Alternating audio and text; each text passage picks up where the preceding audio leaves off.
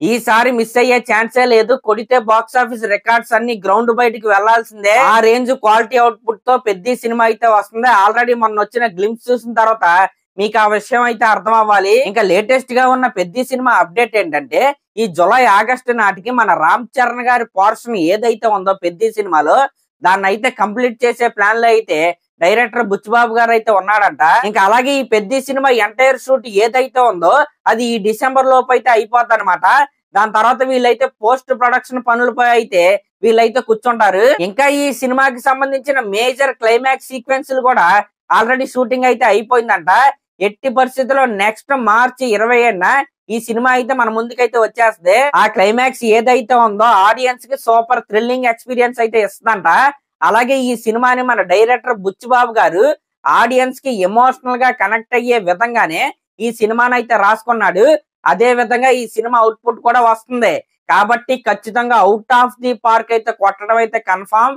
ఇదైతే ఫిక్స్ అయిపోండి. ఇంక ఇది పక్కన పెడితే రామ్ చరణ్ గారి లైనప్ గురించి మనం మాట్లాడుకుంటే గత 2-3 సంవత్సరాలుగా రామ్ చరణ్ గారికి అలాగే ఏ డైరెక్టర్స్ తో టాక్స్ నడిచినాయో తెలుసా? ఈ లిస్ట్ నేను చెప్తే నమ్మరు గానీ పచ్చి నిజం అనమాట. ఆ డైరెక్టర్స్ ఎవరెవరు అంటే లోకేష్ కనకరాజు గారు, సందీప్ రెడ్డి వంగా గారు, ప్రశాంత్ నీల్ గారు, నిఖిల్ నగేష్ భట్ట గారు, ఇంకా త్రివిక్రమ్ శ్రీనివాస్ గారు, ఇంకా కాలీవుడ్ డైరెక్టర్ అయిన నర్తన్ గారు అనమాట.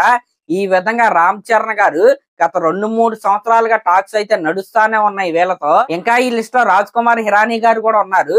ఇక్కడ జరగాల్సిందల్లా ఏంటంటే రామ్ చరణ్ గారు ఓకే చెప్తే సినిమాలు ప్రొడ్యూస్ చేయడానికి తెలుగు, తమిళ్, కన్నడ, హిందీ నుంచి అయితే ప్రొడక్షన్ హౌస్లు కూడా రెడీగా ఉన్నాయి. ఇక్కడ యాక్చువల్ గా మ్యాటర్ ఏంటంటే RC-17 సుకుమార్ గారితో అని మనం అయితే అనుకున్నాం కదా.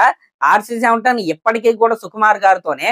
కాకపోతే ఆ సినిమా ఇంకొద్దిగా లేట్ అయ్యే పరిస్థితుల్లో గనక ఉంటే ఇప్పుడు ఇందాక లిస్ట్ అయితే చెప్పాను కదా, ఆ లిస్ట్ లో ఉన్న వాళ్ళతో ఒక సినిమా అయితే మన రామ్ చరణ్ గారు అయితే ఫాస్ట్ గా అయితే తీసేస్తాడు. ఎందుకంటే మీరే చూసుకోండి, ఈ ఆగస్టు జూలైకి అయితే పెద్ద సినిమా నుండి మన రామ్ చరణ్ గారు అయితే ఫ్రీ అయిపోతాడు.